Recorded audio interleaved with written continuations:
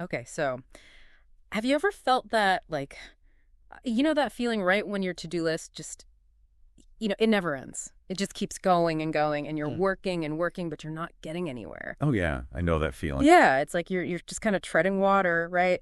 And wouldn't it be amazing if there was like a way to just like snap your fingers and all of a sudden the things that really truly mattered were like just taken care of? I think so many people feel that way, especially today, right? It's Yeah. like we're just constantly bombarded with things we have to do and information coming from all directions. Yeah, and it's like, how do you figure out what to focus on? Exactly. So that's exactly what we're diving into today. We're gonna be talking about a really powerful idea, and it's all about how to achieve amazing things, but by being really And not focused. just being focused, but being focused on the right things. Right, exactly. So we're gonna be looking at this book called The One Thing by Gary Keller. And it's a great book. Yeah, have you read it? Oh, yeah, I've read it a couple times, actually. Yeah. Okay, perfect.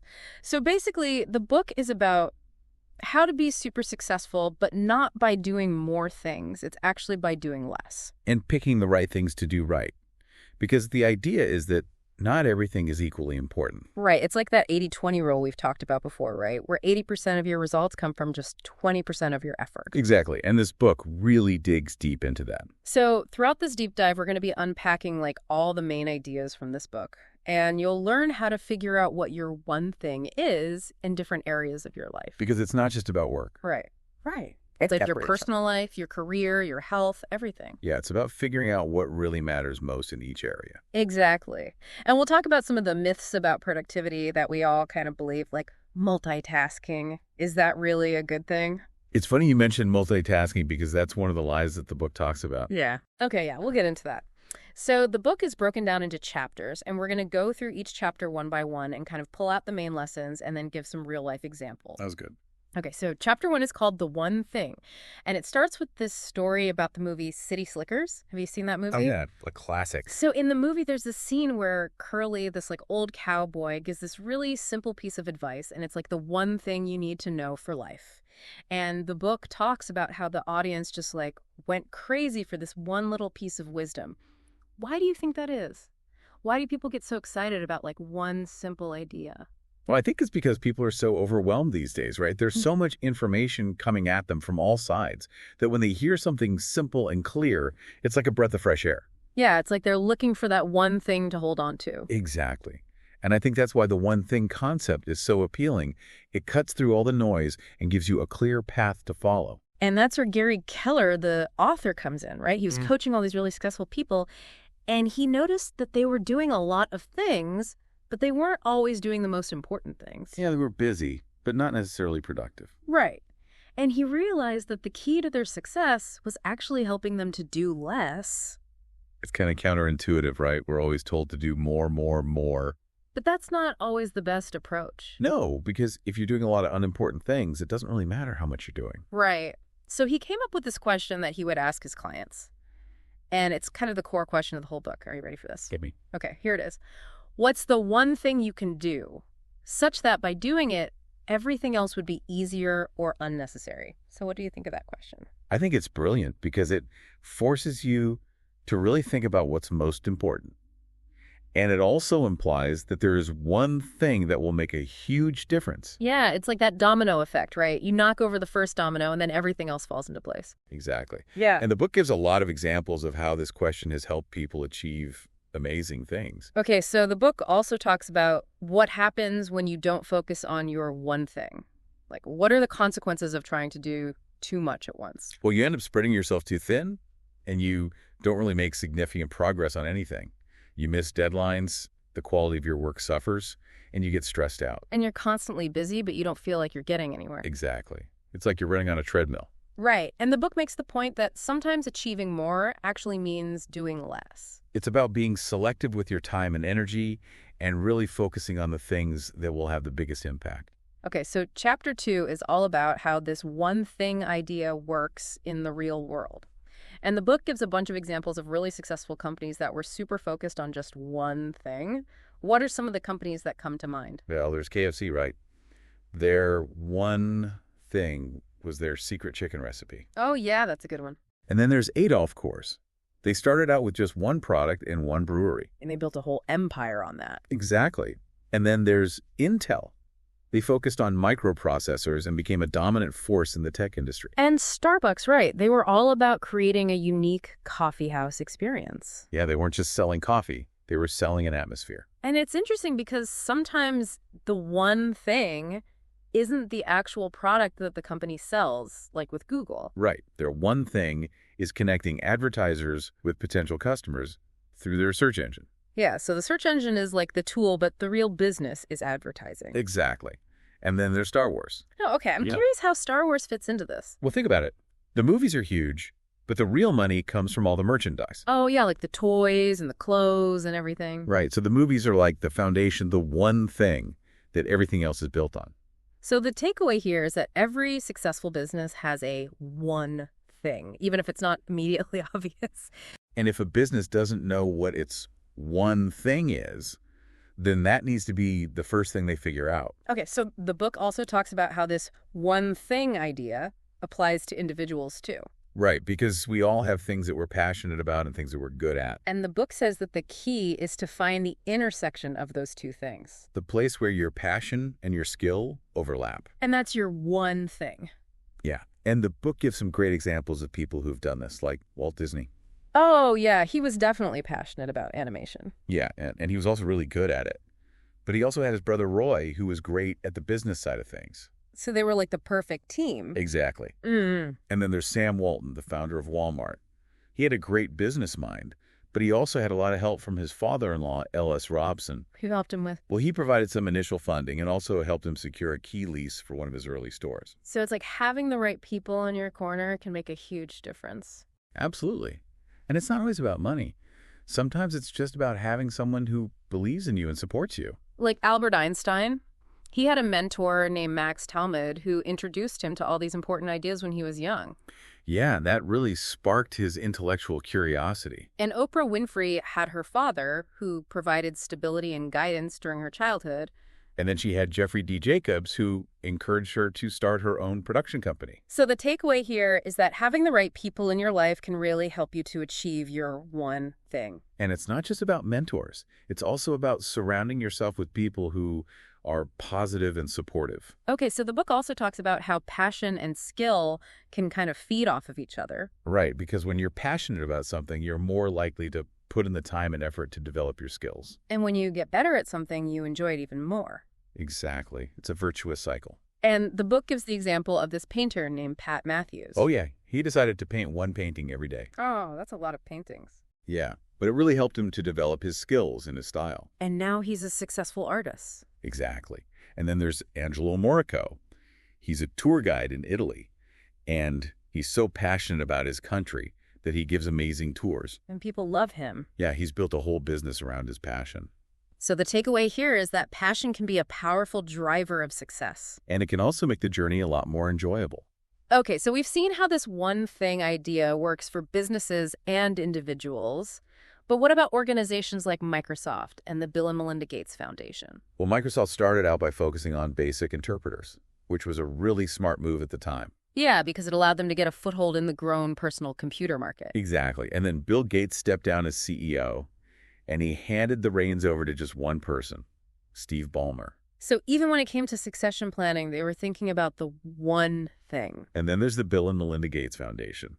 They decided to focus on a few really tough problems, like global health and education.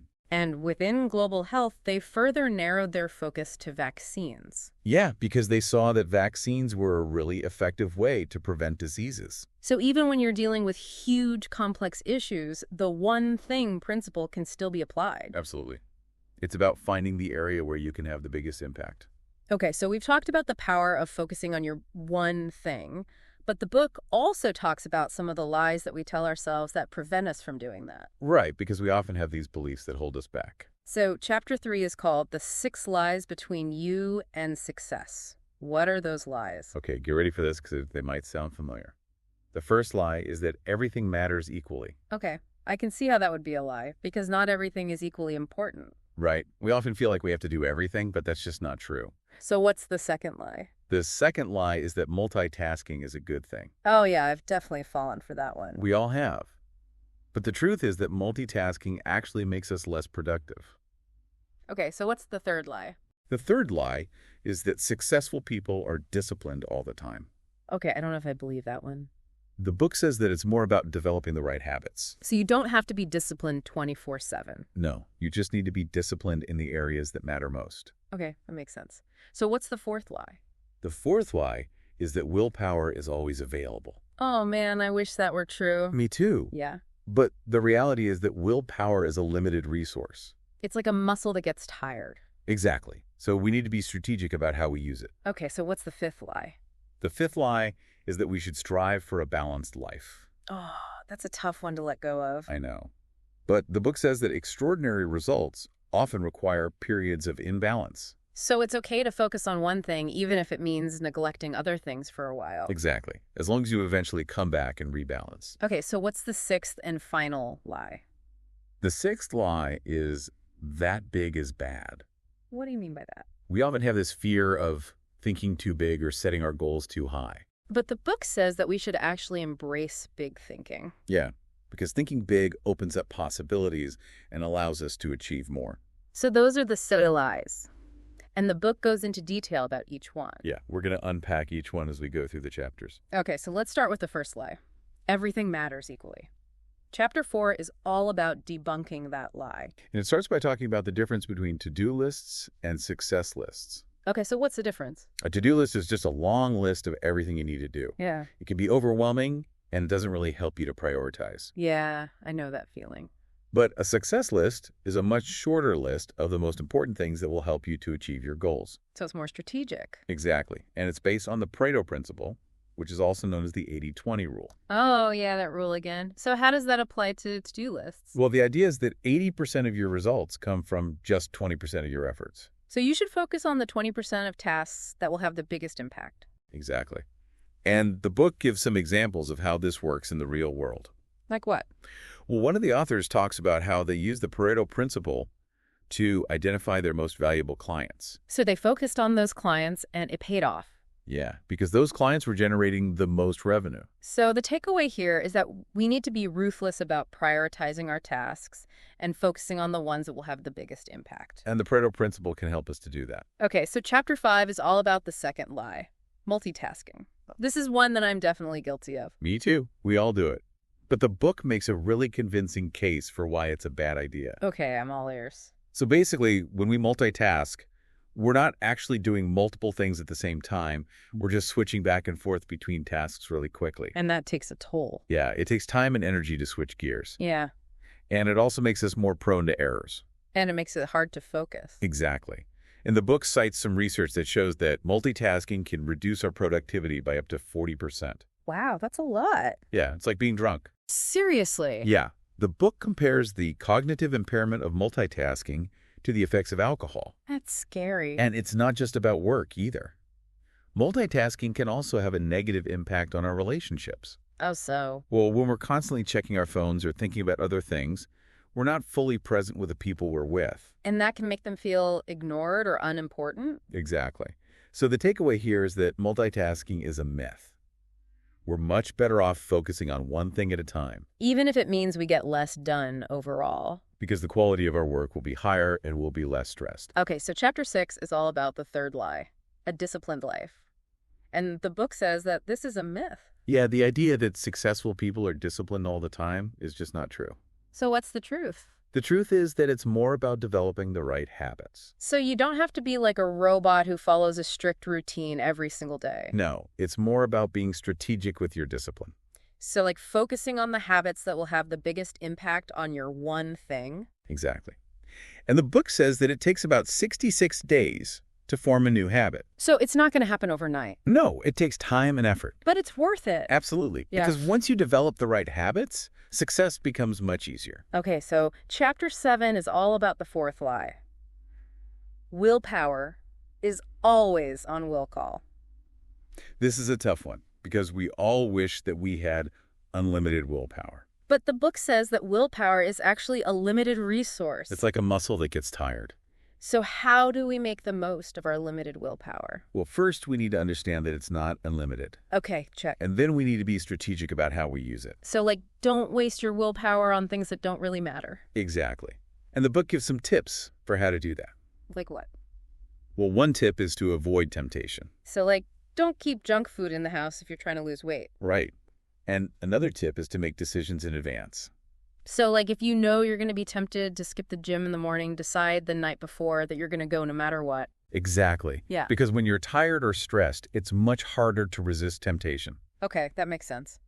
And the book also talks about how blood sugar levels can affect willpower. Oh, yeah, that's fascinating. So if your blood sugar is low, your willpower is weaker. Right, which is why it's important to eat regular meals and snacks. Especially if you're working on something that requires a lot of willpower. Exactly. Okay, so chapter 8 is all about the fifth lie, a balanced life. This is a tricky one because we're always told that we need to have a balanced life. Yeah, it's like the holy grail. But the book says that it's actually a myth. Wait, what? Yeah, it says that extraordinary results often require periods of imbalance. So it's okay to focus on one thing, even if it means neglecting other things for a while. Exactly. As As long as you eventually come back and rebalance. Okay, so it's like a pendulum. Right, you swing to one side and then you swing back to the other. But you don't have to stay perfectly balanced all the time? No, because that would prevent you from making significant progress in any one area. And the book gives some examples of people who have achieved great things by being okay with imbalance. Yeah, like entrepreneurs who work crazy hours in the early stages of their business. Or athletes who train intensely for a competition. Right. And the book also talks about the importance of counterbalancing. What's that? It's about making sure that you don't stay imbalanced for too long. So, like, if you're working really hard on your career, make sure you're also taking care of your health and your relationships. Exactly. Because if you neglect those things for too long, it will eventually catch up with you. Okay, so chapter 9 is all about the sixth and final lie. Big is bad. This is a lie that a lot of us believe because we're afraid of failure. Yeah, we don't want to set our goals too high and then be disappointed if we don't achieve them. But the book says that we should actually embrace big thinking. Because thinking big opens up possibilities. Exactly. And it allows us to achieve more than we ever thought possible. And the book gives some examples of people who have achieved amazing things by thinking big. Yeah, like Elon Musk. He wants to colonize Mars. Exactly. And he's making some serious progress. So the takeaway here is that we should not be afraid to dream big. And we should not let our fear of failure hold us back. Okay, so we've debunked all 6 lies. Now let's move on to the practical part of the book. Part 2. Putting the one thing into action. Okay, so chapter 10 is called The Focusing Question, and it starts with a personal story from one of the authors. Yeah, they talk about how they were trying to achieve success by working harder and harder. But it's actually making them sick. Right. They were so stressed out that they had a health crisis. So what did they do? They realized that they needed to change their approach. They needed to focus on doing less. So they came up with the focusing question. Exactly. And it's a really powerful question. Let's hear it. It's, what's the one thing I can do such that by doing it, everything else will be easier or unnecessary? Wow, that's a mouthful. But it's a really important question because it forces you to prioritize. To figure out what's most important. Exactly. And then to focus on that one thing. And the book says that this question can be applied to any area of life. Your career, your relationships, your health, your finances. Everything. And the book gives some examples of how to use the focusing question. Okay, give me an example. Okay, so let's say your goal is to write a book. Okay, I like that goal. So the focusing question would be, what's the one thing I can do right now to make progress on my book? And the answer might be to write for an hour every day.